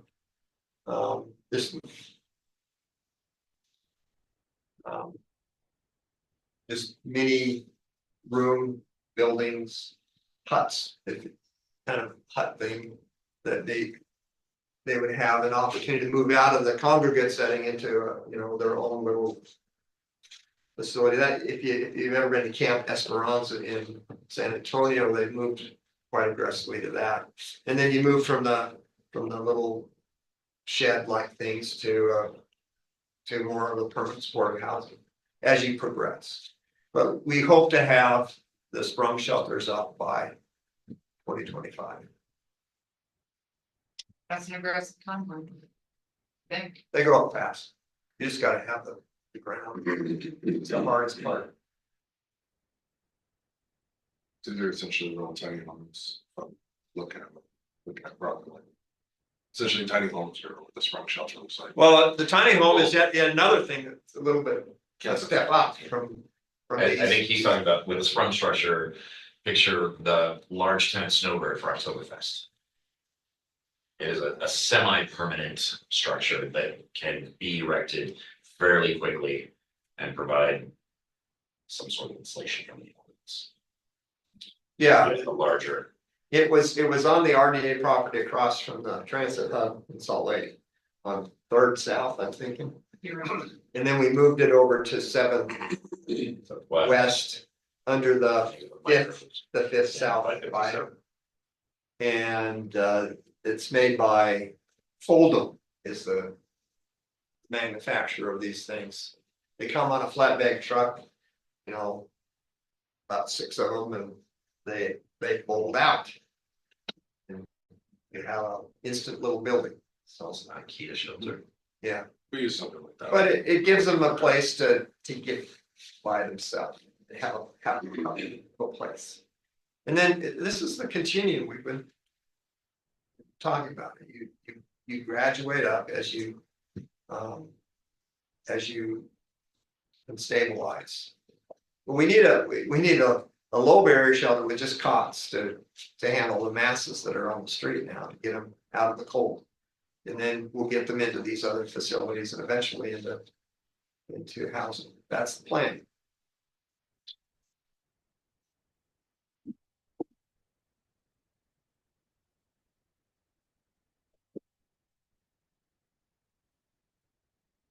I don't think, looks like there's some dialogue. Well, if you have any questions, just holler. I'll let you talk about the app. I gotta drive home. You do have to I've try. seen the app. So You don't, have you seen the new app? You know, there's a new app. there's a new app. This is why we're here. There's a new app, Jim, and you should know about the new app. Well, I need to go. You need to go home. Oh, Maybe we can talk about the new app later. this is like my 4th meeting today, so, How's retirement, Jim? yeah. It's great. Doing the same thing I did when I was working. Good day for it. Yeah, I've noticed that. All right, well, thanks for having me. Thanks for sharing your decades of institutional knowledge. Good luck, that political capital you're building. Cool, I'll jump in. Yeah, Okay. please, tell us Thank about you. some, we're not gonna expect you to solve homelessness or cure schizophrenia or. Thank you, I What are- truly appreciate that. Yeah. I'll introduce myself quick. Hi, everyone. I'm Hannah Martin from the mayor's office. I'm here on behalf of Josh tonight. He was at a community meeting, so I'm a liaison just in a different part of the city, but I'm happy to be here tonight. I want to go ahead and walk us through the app. I'm wondering, Amy, if you can give me permission to share I my sure would screen. like to, yeah. Let me Thank make you. you. go So I don't know if any of you are current users of the SLC mobile app. So, Yes, okay, so active in my app usage. you I'm wouldn't believe guessing if you're a current app user, you've probably already seen the messages on the app, that app is being sunsetted and we are shifting over to a new app. Which, believe me, is hard after we've been pushing that app for so many years. There isn't a public rollout campaign right now. We're planning on starting that in January, but the app is available to download. And the other app doesn't work anymore, is that correct? It's being sunsetted on November 22nd, so it'll be done in the next couple of weeks. Slowly but surely, the different service requests have been shutting down, so it's likely if you've tried to submit something in the past couple of weeks, you've got a message saying you can't submit anymore, or, you know, in the next couple of weeks, you won't be able to submit anymore. So I wanted to share kind of what the user interface looks like. So this is actually the current website, but it is the exact same user interface as the app. The app is called mySLC. It is available to download now if you're interested, but you certainly will be hearing more in January as we really start to push things out. The app went through a beta testing phase where at first just city employees were using it and kind of test it out, report bugs, just give feedback on the functionality and how it works. And now we're kind of expanding that beta testing group, or kind of the sandbox phase into the current SLCmobile users. So we've been telling the current app users, there's a new app, please download it and start using it. And we are accepting all of the feedback that we can get to continue and to try and improve the app. So that's kind of why we're waiting until the beginning of 2025 to really do a big push, a big marketing campaign to try and get people to download the new app. Just so that we can work through as many bugs as possible beforehand. So if you're downloading the app now and gonna start using it, it's very possible that you will run into things you might want to see tweaked a little bit, improved, just to make your experience as good as possible. But we are making updates and improvements every single day. So the app, if you download the app today and start using it, the app by January will be better than it is today. And hopefully it'll be better tomorrow even than it is today. So this is what it looks like. We kind of have these popular service requests at the top here. And then as you scroll further down, we have things broken up, not necessarily by city department. We try to think of, you know, we don't expect Salt Lake City residents to keep track of all the city departments and who does what. We just want to make it easy for you, right? So if you have an issue with a tree on your park strip in front of your house, there's a section here for trees, parks, and vegetation. So if you click there or, you know, tab when you're on your phone, it opens up to a bunch of specific options. So if you have issues with a tree on your park strip, you would submit a service request for trees on public property. So we want it to be user friendly. We want it to be easy for folks to request service. And I can take you through the steps of submitting a case. Actually, I'm gonna go back home here. I'm not an IT person. This is definitely not like a professional demo for you guys, but I want you to kind of get a feel of how it looks, how it feels as you use it.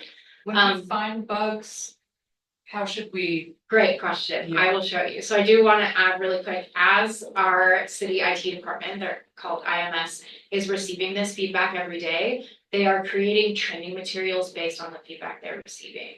So in January, when we do this bigger marketing campaign, there will be videos and one-pagers and things like that, that will hopefully address a lot of the user experience issues that we are running into now, so that in January, it'll be a better experience for the whole city. Amy asked how to report issues when you run into one, and I'm so glad that you asked that. So the search bar is pretty functional, and we're trying to add, you know, more words to the search bar so that it recognizes what you're looking for. But if you have issues with the app, so I'm gonna type in problem. That didn't bring it up. Okay, let's try it. I'm just gonna type in app. You see it down here, it pulls up a bunch of different issues. But here it says report problems with the website, and that includes mySLC.gov or the new mySLCmobile app. So that is the service request you're looking for. We are absolutely encouraging people to report issues, whether that's, you know, the map feature didn't work, so it didn't pick up my location correctly, or, you know, it, for whatever reason, it froze and stopped working when I did this specific thing. As much detail as possible really is helpful. So I am going to submit a sample service request here. I think Amy specifically wanted to talk about shopping carts. We definitely know that there's shopping carts throughout the city. Sometimes they have people's belongings in them, sometimes they don't. I was actually late to this meeting because I was at the Love Your Block celebration on 9th South, and conveniently there was a shopping cart in front of my car when I walked to my car. So I took a picture of it, and I was thinking we could submit a service request together on mySLC. This is how it will feel when you're on the app. I also made Steve co-host, and he was Oh, great. tasked by Allison to talk Yes. about carts. So Steve, anytime you want, unmute and talk about things, feel free. Thank you. Steve is here from our wonderful heart team at the city, the homeless engagement and response team. And forgive me, Steve, I think I would mispronounce your last name. That's fine. I didn't even hear it. Finale. Finale, okay, Yeah. Okay, so I'll just go ahead and submit this service request with everyone. I just want to talk through a couple of the features. So when you submit a service request, there's a couple different things you can do. You can log in, you can use the login feature up here and make an account. That way it'll recognize you every time you use the app. You won't have to fill out your name and email every time. In my experience at all, but I look forward to. Okay, and maybe that's a bug that you can report or an improvement that we can make, right? If you don't want to make an account, that's totally fine. You can come in and put your name and email. If you don't want to provide any of your information, that is also fine. The city keeps it secure, but we also recognize you may not want to share all that info. So for the sake of not having to type in front of a group of people, I'm just going to remain anonymous on this one. Okay, so something important we try to gather is the name of the store that's on the cart. That just helps the people that go and pick it up. The city contracts with a third-party service that goes and picks up the shopping carts throughout the city and takes them back to where they need to go. And it's asking if the shopping cart is empty.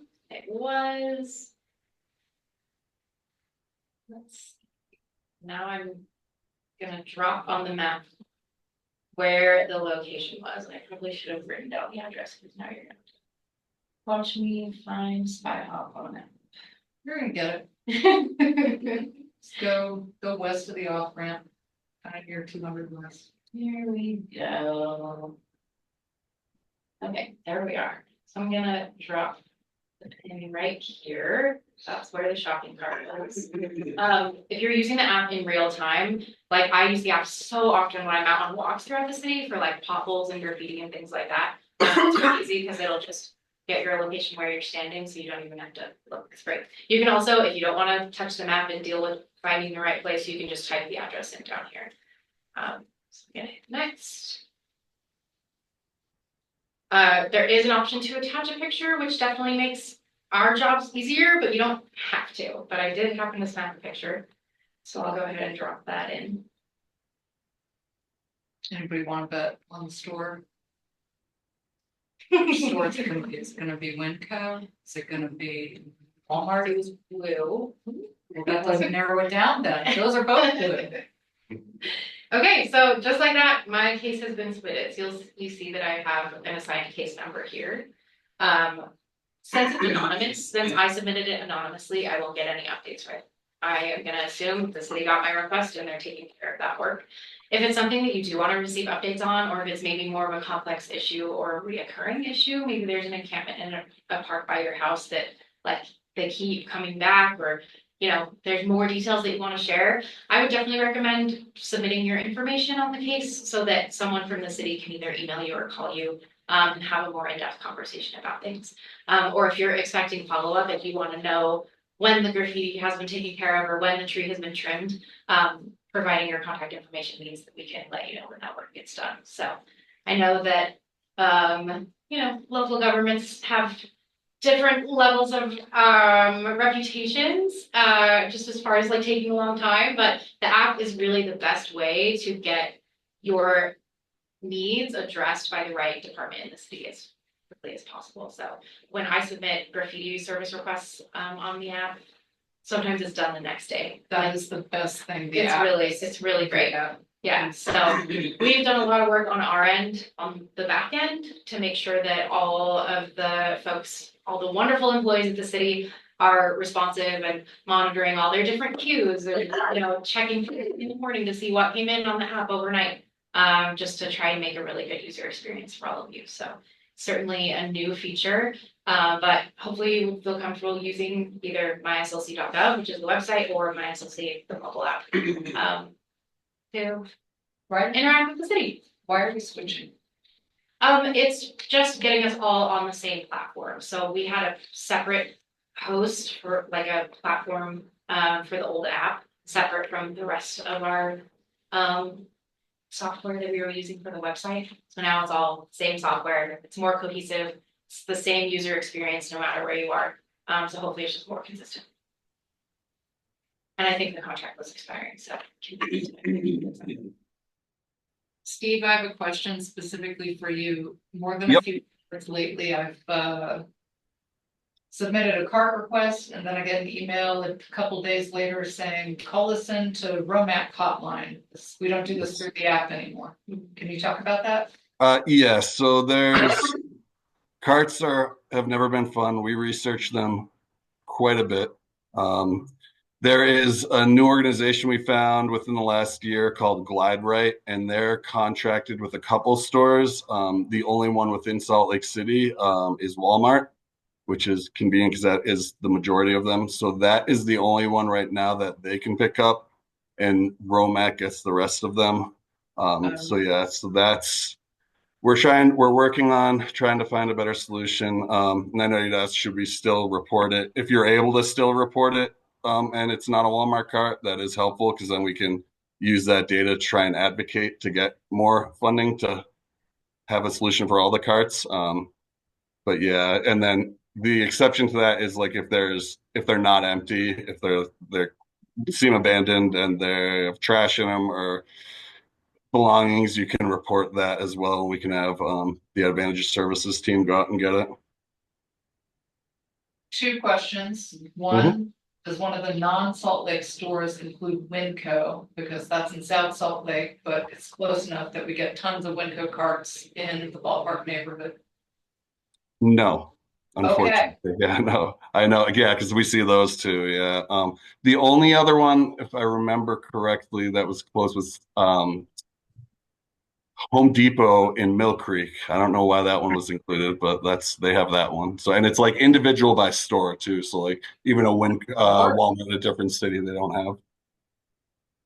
So should there be a message then on the app that it's only accepting Walmart carts and that if it's something else, call the hotline? Because I need to like retrain myself. Yeah. If I actually want that to get picked up, I need to call a number instead of the app. Yeah, that's a good idea. And I know like we had some auto responses in SLCmobile, and that's something we've talked with the IMS team a little bit about, but that's definitely like a good idea to have that specifically. So I'll make sure I note that, and then when we're talking with them, like Hannah said, they're trying to work out all the bugs and changing it. So that's definitely good feedback that I can take back to them. I appreciate it. We have some walkers in the room, and so there's lots of carts that you can find on the walk. Yes. It varies. And sorry. So there's one thing that I noticed in the app, and I don't know if you picked it up there, but like there's 2 search bars in it, and you have to search, like if you're searching for a category, you need to search on the bottom one. So like ones like that we get, the homeless engagement team get, are different, but if you type in homelessness, there's 4 categories, those will all pop up. But I'm going to put our general email, and my number in the chat. So like if you're having any issues, yeah, definitely feel free to reach out. Yeah, so that top one will give knowledge articles, which is not like that doesn't help you report, but the bottom one, there should be one if you scroll down a bit. That other one, yeah, that one. Yeah. So I just know that when I was like trying to make one, I was confused by that. So and that's something we let them know too. But yeah, at any time, feel free to reach out. We deal with a lot of these requests, so I've heard a lot of different issues. So I'm happy to try and problem solve with you too if you're having issues. It'd be great if there was some way, you mentioned if you want feedback or something, you don't create an anonymous report, put in your information. If there's this whole other mechanism to deal with the vast majority of shopping carts in the city now, one of the things that I found, less fun about calling it into an anonymous hotline is like I don't ever hear back. Yeah, you don't know if it's Right. not. Yeah. Yeah, that's good feedback. Thank you. Does anyone have any questions for me? I know that was a lot. Yeah. If you already downloaded the new app, should you delete the old one? Or is there still some crossing over or You can delete the old one at any time. reasons to have the old one? Not that I know of. If you have any open cases in the old one that you're anxiously waiting on, but yeah, I think it's totally fine to delete the old app. Yeah, any cases that are still open are getting transferred to the new app too. So I don't know exactly how that's going to look, but should be able to respond to you if you have an email with the old app through that. Cool. Any questions online? Thanks for answering our current questions. We're trying to be solution oriented here. Yeah, I love it. This was my first time talking about the app, so wasn't very polished, but I appreciate your interest. Kevin, you I got a have a question? request if you're building this out. Sure. It seems like this would be a great place to, maybe it's already there, I don't know, to put information as well. So like, I would love to just type in homeless and say, like, I don't know, what do I do if I'm homeless? And I could say, well, here are the resources that we have in our city. Instead of like, you can do that on Google, where national stuff that's relevant. Totally. Here are places you can call, here are places you can. Yeah. Et cetera. Yeah. You can apply for services here. Or something. Yeah, that's a great point, and we kind of just designed the web page to feel that way, and the app as well. So the first part of this website, when you type in something that you need help with, it will bring up information before you need to submit a service request. So there's information specifically about the temporary shelter community, the micro shelters that opened last year. And it looks like that we need to continue to work on this, because you're absolutely right, there should be information here So about it's finding like, housing. report problems, but what if I need some help? Absolutely, Food banks, I'd love to see food banks. like Yeah. Food banks. yeah. Yeah, someone in my neighborhood's having a mental health crisis. What do I do? With Yeah. that stuff. Station 9, again. The Salt Lake County Resource Guide. It's housed currently on the Salt Lake Valley Coalition and Homelessness website. Has all of that stuff. Seems like it'd be great. But I like the way that you're thinking, we can store city resources on there as well as like community resources. Yeah. That's great, thank you for that feedback. I realize it's probably a bunch more, like, could you build an entire extra portion here, but Totally. if you're. bored, They're I'm used not to gonna it, go every for time we meet with them, we give them a list of things to add. This is great, thank you. Thank you for your time. Yeah, And I'm thanks for having me. excited to know a way to say like, this is crazy. Yeah, Yes, definitely, yeah, use that report a problem. very good. They'll be hearing from me. Good, and they're willing to meet with folks too, especially like super users, like if you're using the app every day or like multiple times a week and have a ton of feedback, they're willing to meet with folks in person too to really get into the issues. All right, we should probably step that up. I, sorry, I'm that person. No, you're good. Cool, all righty. Well, so we solved homelessness and we've got a great app. Anything else? Janice has a new pigeon hat, so it's the lovely block hat, of course. So not from the event, I got it from the previous Love Your Block. Yeah, so. Very I'm cool. sure they still have food if you guys wanna head over there. I don't know what time they're closing up shop, but there was a ton of food. I think they were going till 8, so, yeah. But, you know, I didn't see any there while I was there. Any food hats? Oh, hats, you're right, we didn't have that many hats, we just had stickers. those are awesome. All right, any more stuff in the chat? Dennis is putting his personal contact information. Just kidding, Dennis. It's the link to the research line. Excellent. I just roll up like, but you probably want to roll up the size, it's nice, it's concise. We're learning all kinds of cross. Everybody's got their own, some guys, I've got mine, so. Hey. All It's right, got headers, loading. we gotta give him press, Kevin. That takes work. That's a win. Let's just close this Yeah. up now. and run. No, all right. Thanks, everybody. Good meeting, lots of thorough dialogue. Thank you for coming.